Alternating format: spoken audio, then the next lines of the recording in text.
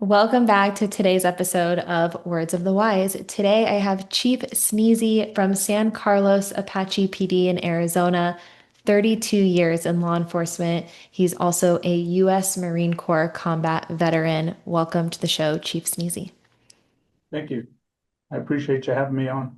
Thank you. No, I'm really looking forward to this conversation. And we talked a little bit offline, and I feel like we could probably talk for a few hours. I feel like there's a lot to cover. But I would really like to start with your background. You've been in this career a long time. You were in the Marine Corps beforehand. So give us a little bit of insight into who you are and, what your career's looked like so far. Well, a little bit about me. I was born and raised in Arizona. My father was in law enforcement. His father was in law enforcement. His father was in law enforcement.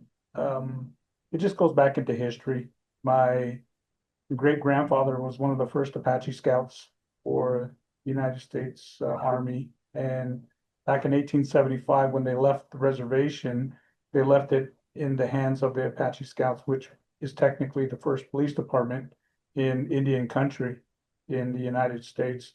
So after that, my grandfather went into World War One and World War Two. He kind of lied about his age. He went in when he was 15 and came out, and he served in both World War One and World War Two, and then after that, he had my father. My father worked for Pinal County Sheriff's Department, Gila County Sheriff's Department, and him and his brother ended up starting what is today's police department here in San Carlos. Wow. I ended up graduating from Globe in '89. It's been a long time, and since then, I went directly into the Marine Corps. I went in when I was 17 years old. I served in Operation Desert Storm, Desert Shield. That wasn't really my first choice because I was pretty decent at sports, but I grew up in a less fortunate family. So my plan was to get the GI Bill and come back out of the Marine Corps and go to school.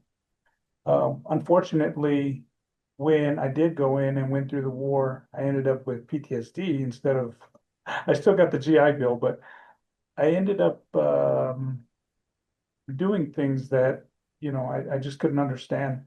And after that, later on, my father, he's the one that's really drove a lot in my career, asked me, hey, you need to get a job. So I ended up getting a job. I looked all over the place, and police department here in San Carlos was the place that hired me. Since then, I've worked gangs for over 20 years, and I've worked at numerous departments. I worked for the city of Prescott, and I worked for the city of Maricopa, and I retired. And after that, I thought I was done. My wife, she has been very instrumental at seeing the things, my potential, all these different things that I have going for me. And when this position became open here in San Carlos, she said, that's where, you need to be. And this is where my family, my people are here. So I wanted to come back and try to help. And I've been here since 2023 as the chief of police and trying to make strides. That's all I'm trying to do. Wow. Thank you for sharing. And it's actually for anyone who's listening who doesn't know, Arizona natives are hard to come by. And I am also an Arizona native, and we connected offline about that. It's a lot of people who live here are not from here. So to meet another fellow, native, it's almost like meeting a unicorn in the wild because there's not a lot of us. But thank you for coming on here today and representing Arizona and representing your organization. It sounds to me like law enforcement is in your blood. It's something that you've had in you for generations, and I appreciate you sharing and being vulnerable about sharing some of the things that you had gone through, and coming out of the Marine Corps with PTSD. What have you learned about PTSD that maybe other people would be surprised to know, or maybe don't understand about PTSD that would help them to understand a little bit more? I think it's twofold. One is the person that has it, and two is the family that has to deal with it. Mm, Because a lot of people don't understand why their family member is changing or doing the things that they do. On the same hand, when someone that has PTSD, they don't even understand it sometimes until something drastic happens. And that's the unfortunate part. When it comes to just your simple mood swings, that right there is a sign. The other is anxiety. A lot of people run around with anxiety and they don't know how to deal with it. But I can tell people that we deal with it all the time. And when it comes to anxiety, people have their own ways of dealing with it. I know, like for me, when anxiety hits me, I end up starting my breathing methods. And there's so many different ways that people do it. They call it, and they're basically all the same thing, tactical breathing, 16-second breathing, but it's just basically slowing things down for you because the anxiety is pumping your heart, you're losing breath, and some people freak out with that. And to me, I've learned how to basically slow things down with my breathing. yeah. It always work? No, it doesn't. But that's usually the first sign for me. And I've become pretty much used to doing things like that. But there's also things that people do that people don't understand. They may distance themselves. They may do a number of different things when it comes to having PTSD.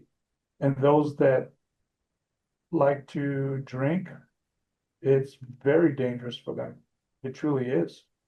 Because PTSD will lead to some sort of depression, and alcohol is a depressant.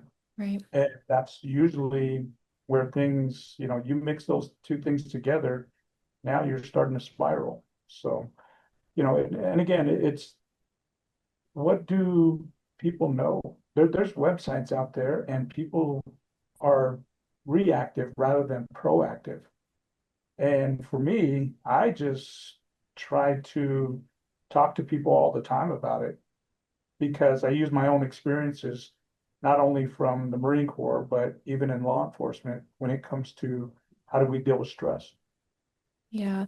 Well, I appreciate you explaining some of those, I'll say it like you said, the tactical resources, that you can use. And breathing techniques are extremely effective. So I appreciate you saying, hey, like, here's something that we can do. First, trying to understand the symptoms or, how we're responding to situations. And then what are some of those things that we can help to counteract that? So I appreciate you giving that advice. When did you, as a leader, gain the courage to be vulnerable and, step out and talk about your own experiences? Because that's something that I think a lot of people struggle with. They don't want to. I'm going to put these in huge quotes. They don't want people to think that they're weak, or they don't want people to understand the messy parts of themselves, and people tend to hide these things and they kind of shove them down and they don't want people to know. And to me, it takes a lot of courage and strength to step out and be vulnerable and to talk about those things and share your story. Was there a moment in time where you you realized that it was something that was necessary for you to do as a leader to help other people and maybe even to help yourself? It was back when I want to say about 10 years into my law enforcement career. Mm, I talked to my friends, but I didn't make it known to a lot of people. And the only reason why is because I saw one of my friends struggling and I recognized it. I recognized that he was distancing himself. He was just doing a lot of thinking, and he just came off a major incident where, unfortunately, um, he ended up having to shoot someone. And I recognized what he was going through, but it was a really interesting conversation. And when I asked him if he was okay, he's like, yes, I'm fine. And there was the other half of people that were like, hey, good job, you did a great thing. Basically trying to encourage him, but he wasn't feeling good about himself. Mm. Not that he did anything wrong. It was just he was trying to process the whole situation. And I recognized that. And whenever he and I talked one on one, that was when he pretty much challenged me. He challenged me and said, "What do you think?" Or why? The conversation went something like, "Hey, I know what you're going through," and he just looked at me, stared me in the eye, and he says, "You do? Then tell me what I'm going through." Mm.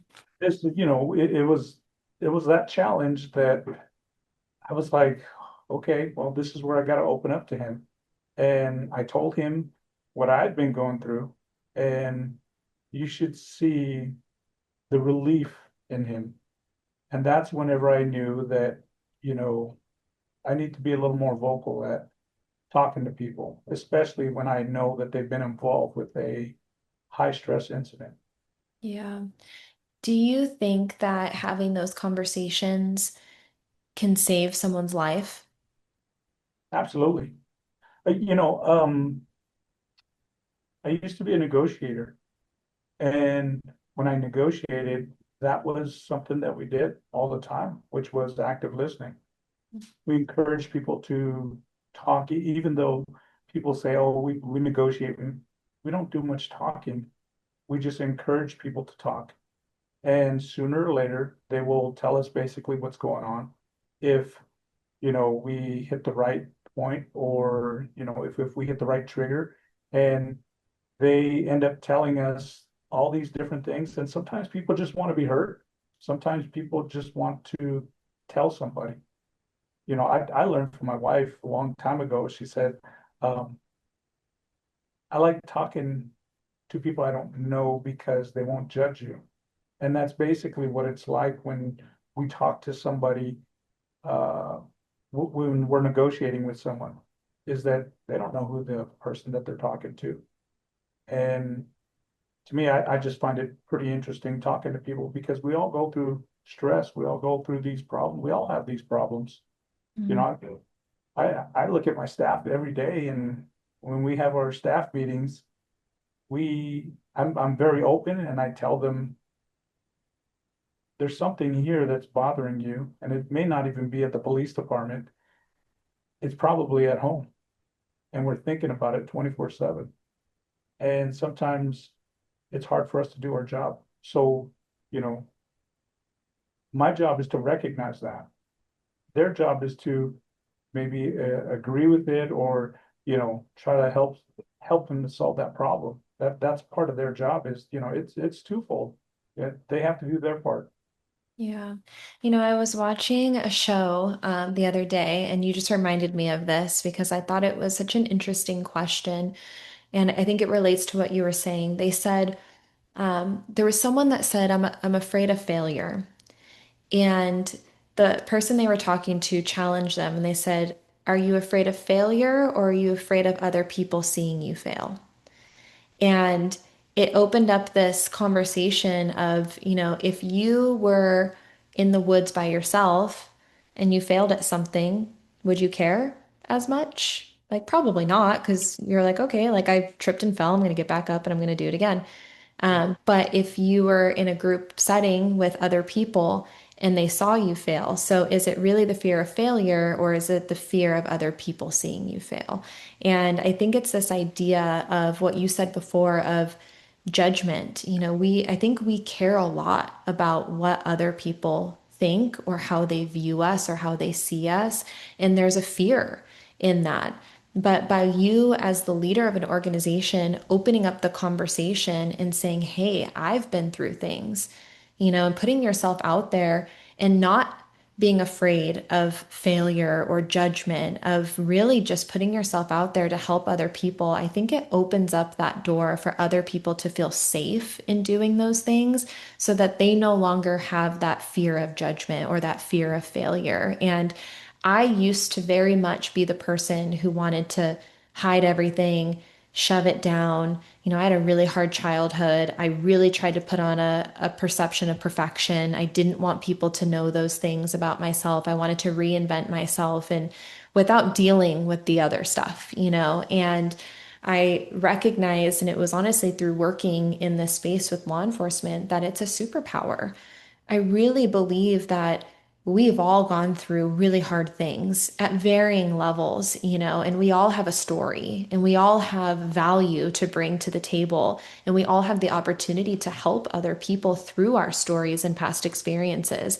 And how can we put ourselves out there in a way that showcases our strength? And I do think it's a superpower. And I think the more we can share those things, the more other people are going to be less afraid of that judgment or that quote unquote failure. Right. It's just basically letting people know that it's okay. Yeah. It, everything's okay. You're supposed to go and feel that way. That's what's supposed to happen. Hmm. You're not supposed to, you know, think that nothing bothers you because we get bothered by something all the time, every Yeah. one of us. And we just have to be able to understand it that, yeah, there's going to be problems Yeah. and we can't fix them all, unfortunately. Yeah. There were two pieces, and I want to I want to go to the second piece in a moment, but you said that there's kind of two pieces of it. It's the individual and then the family. The individual understanding those signs and symptoms, and the family also being able to recognize those things. On the individual side of things, we've talked about this a little bit, being able to identify those signs, also being able to look out for each other, being able to share our stories to create a safe space. How do you think that leaders can maybe identify some of those early warning signs? And then how do you think that the peers within the organization can also look out for those things and look out for each other? Are there specific things that you teach within your organization as, what to look out for or how to recognize if maybe something is off or different? People need to understand that, and then when I mean people, it's both those that are in law enforcement and those that are not in law enforcement. They used to say a lot of different things about the police officer, about their guardians, they're not military, they're not all this other stuff. And to me, I'm the person that believes a police officer just pretty much stands alone by themselves. That right there is a position that a lot of people don't understand. And trying to get people that are in law enforcement to understand their position and what they're going to go through. I tell people, and I'm very upfront with everybody, that law enforcement's not for everybody. It's truly not. Some people get in it to wear the uniform or because they always say it's something that they wanted to do. You know, um, it could be something that you always want to do, but being successful at it is another story. There's always sacrifices. There's sacrifices for those police officers that are doing really well. Why? Because if you spend too much time at work, you're not spending time with your family. If you're spending too much time with your family, you're not spending too much time, at work. So that doesn't, again, there's always a give and take. There's a sacrifice in everything that we do. Trying to get people to understand that is truly the hardest thing, is especially with today's generation, because we're moving so quickly. Mm. Everybody wants something now. And this is something that a lot of people don't understand is patience. I mean, it's 32 years. I was thinking about that the other day when I was throwing out that question. And I'm like, wow, I think by the time 10 years came along, I thought it was going to take forever for me to retire. And then next thing you know it, I'm at 20 something years and I'm like, where did time go? Yeah. But looking back at everything, there was a lot of ups and downs. You got to see the good, you got to see the bad, and you got to see the ugly. And trying to make sure that you take care of yourself, not just physically, but mentally and spiritually, that's huge. And we have to do a better job at checking in on our people, not just saying that, hey, they showed up to work or they're good, they're fine, but knowing them, knowing what makes them laugh, what makes them sad, what makes them, you know, you can tell that just by talking to someone. I mean, we already established that we're both from Arizona, so that was already a connection. And, I think that's where people need to, and when I mean people or supervisors need to connect with their people. They supervise them, they manage them, but do they actually connect with them? Do they know, how many kids do they have? When it always makes me feel good when someone will come up to me and say, hey, my daughter's graduating, or, my daughter is, or my son is, playing in state and this and that. That makes me feel like I connected enough for them to share those personal details. And that's what you want. You Mhm. really do. Because when and if something happens that's very stressful, you want to be able to be personal with them, not I'm the boss and this has to work this way or what have you. You want to be able to connect with them. So that way they, law enforcement's really funny because they don't trust anybody, right? Especially don't trust their bosses or anybody like that. But if they can give you enough to trust them when they're going through crisis, that's huge. That is really huge. And you're able to now start able to directing them to counseling or, trying to talk to their pastor, trying to do something instead of, slowly wasting away to the point where they either get out of law enforcement or they commit suicide or they have, marriage problems or they get arrested, something of that nature. And that's not something anybody wants to see. Yeah. I think it goes back to what you said earlier about active listening. And I love that you talked about quality conversations.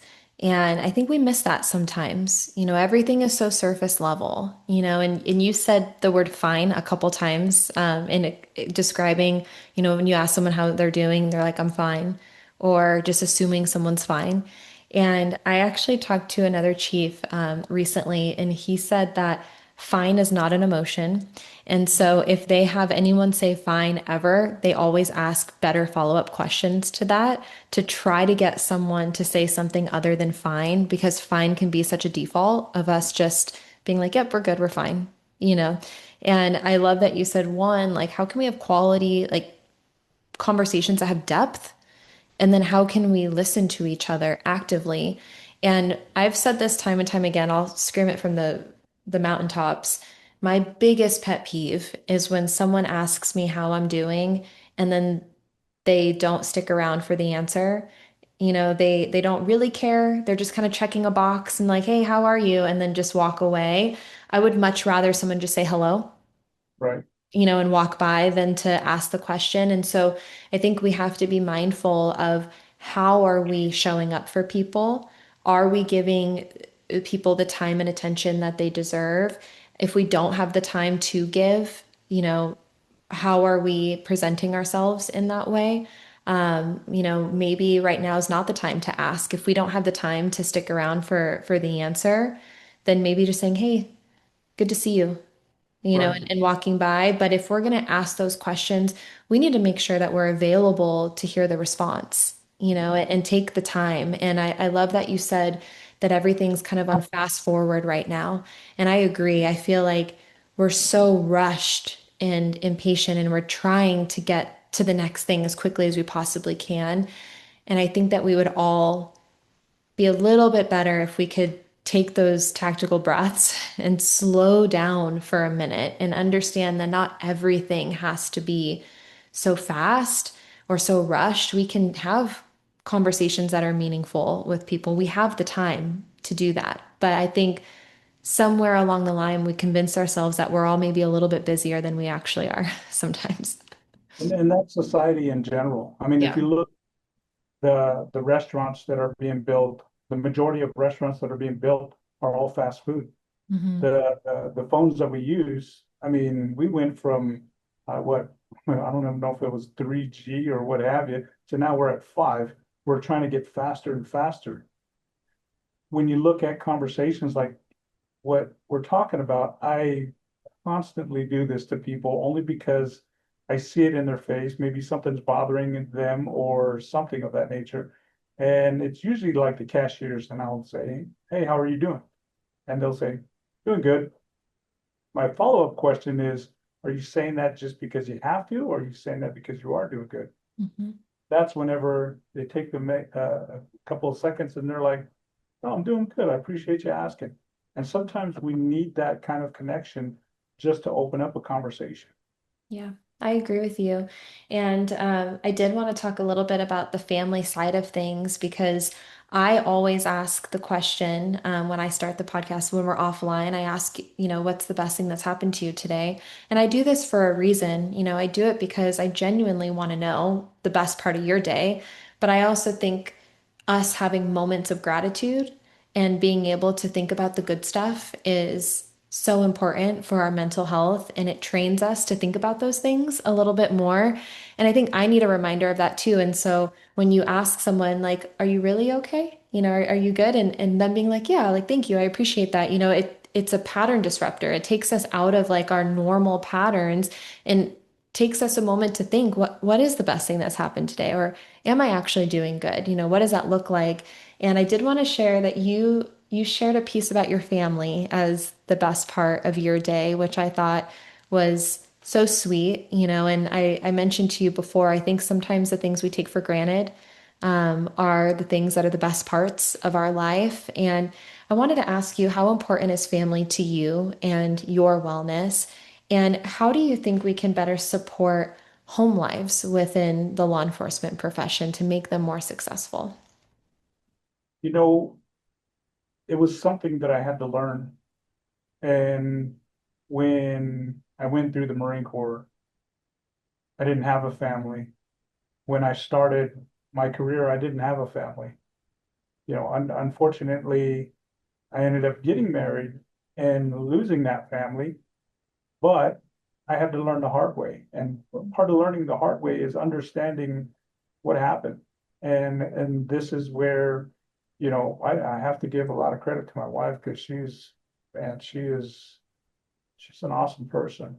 I ended up meeting my wife later on, and she recognized really quickly that, hey, I'm over here, that's work over there, but I'm over here too. And she's the one that really pushed me, prodded me, did all sorts of things that, hey, family is really important. And after seeing all this, it was like, yes, she's absolutely right. Absolutely right. Um, so every day I wake up and I pray and thank God that my family is here. My daughters are just incredible. They make me smile, they make me laugh. And it's just one of those things that when it comes to family, after you retire, your friends are not going to be there, or the friends that you think are your friends. And it was just really interesting, especially when I ended up with COVID. I spent 22 days in the hospital and was on my deathbed, and I got to see who were the ones that actually picked up the phone and checked in on me, or even checked in on my family. Mm. And it was eye-opening. But what I can say is that my wife, she's been there 24/7. And even when I'm gone, she's there 24/7. And sometimes I feel like I owe her more than what I can possibly give. It's just really difficult in law enforcement, especially if you're doing shift work. It is really difficult. So to all the wives out there, the spouses, I mean, they go through just as much stress as we do because of the officers that have to miss holidays, birthdays, those type of things. It's not easy. It's truly not. And it's really funny because I remember when my wife and I first started dating, and I said, you don't want to be with a police officer because I had already known that I spent too much time at work, and she wanted to, she wanted to take that challenge, and we are, 17 years later, and we have two kids, and I I'm blessed. I truly am. There's a lot of things that I'm very thankful for, and a lot of it has to do with my family.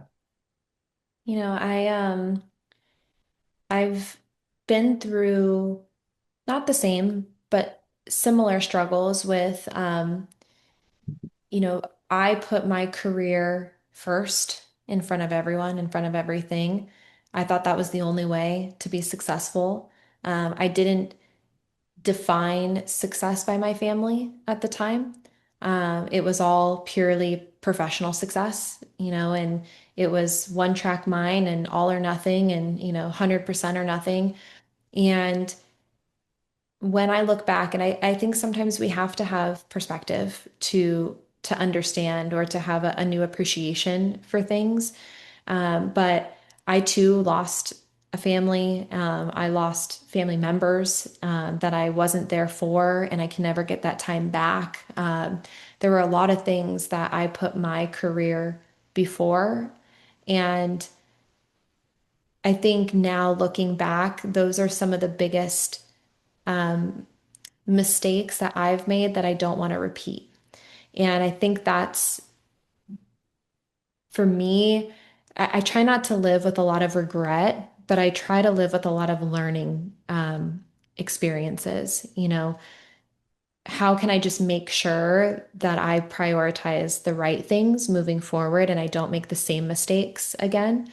And so now for me, of course, there are certain professional milestones that, I strive for or that are important to me and that, would define a piece of success. But like you, for me, it's all family, it's relationships, it's, that's my definition of success now. What is my home life look like? What are my relationships? Am I cultivating those? Am I spending time with the people that I know I have limited time with? Because our life here is short and shorter than maybe we would like, and nothing's guaranteed, and so how can we make sure that we're prioritizing both? But for me, I don't think when I was younger, I defined success by family, and now I do. Yeah, we make a lot of weird decisions when we're young. So, Yeah. and again, as you uh, said, you start learning, and that's kind of one thing that, as long as you're learning, that's important. Yeah. Really. The other question that I wanted to ask, because you had said this earlier, and I wanted to make sure that we cover it on today's conversation, but how do we teach the family to be able to observe signs within their loved ones when it comes to mental health? And do you think that resources or education for family members is something that we could focus on more when it comes to overall officer wellness? Do you think we kind of neglect that side of things and neglect, resources for the family as well? Oh, yeah, absolutely. It's one thing that we need to do a better job at reaching out to families. We Mhm. need to do a better job at reaching out to people at home. That's one thing. And it's not even just police officers, you know. When you look at dispatchers, they're always the forgotten people. And I think about them all the time only because I was involved with a very long pursuit in my career. And I remember the dispatcher was so vested into this pursuit, even though it was all finished, I didn't realize what we had done to her uh, because we lost communication, radio communication, and she thought something had happened to us. Mhm. So imagine being behind a radio, not knowing what what happened to the officer, at least for, you know, 30 minutes, and then later on finding out that they're all okay. It's something that our dispatchers, they get, uh, vested in. So when it comes to even talking to our dispatchers or, giving them some type of service, and it's pretty sad because in public safety, they're not recognized as first responders, even though they are the first ones to actually bear the stress Hmm. of the call that the officer's going to. So when it comes to giving resources out, not just to our dispatchers, but also our family members, getting them to understand that, hey, this is a tough profession that your spouse is involved with. And you may end up seeing this, you may not end up seeing it. It just truly depends. We all deal with stress differently, but just giving those resources out or just giving them somebody to talk to, because we're really good at doing that with our officers. Hey, contact this person, contact that person if you need, counseling or whatever. But what are we doing for the spouses whenever the spouse comes home and they're angry, they're upset, I don't know, maybe they're trying to cope with it through alcohol or something of that nature, and we just need to do a better job at trying to include our spouses. Yeah. And I think that this is honestly a conversation that is starting to come to the forefront with a lot of organizations. Obviously, wellness has evolved a lot over the last decade, and I think this is the next piece. I think a lot of people are starting to recognize the need for including spouses, making sure they have the education and resources that they need to, be successful themselves, but also to be able to identify signs within their spouse because they're going to know them the best and notice if there's any, changes or, flags that are worth considering or investigating, if you will. And so I do think that we're going to see a lot of organizations start to prioritize home wellness moving forward. Absolutely. My last question is for the younger generation. What words of wisdom would you share with them that maybe you wish you would have known when you were younger? Wow. That's a whole lot of, that's a can of worms to open up because there's so much to share with them. There's something that I always tell people is to be ready so you don't have to get ready. And I learned that a long time ago, which is that again, you have to be ready because it's a roller coaster ride and you don't know which way it's going to turn. You don't know if it's going up, you don't know if it's going down. Everything's different. But being ready it's so much from physically fit, mentally prepared, just your tactical response, how you talk to someone, those type of things, how you deal with stress at home, how do you, deal with the financial problems, there's so much to that particular statement. And a lot of people that work with me, they know that I've always said that is be ready so you don't have to get ready. And they kind of, sometimes either make fun of me for it, but they also know that, yeah, that's a very true statement is to be ready. So, you know, it's, it could expand out in so many different ways.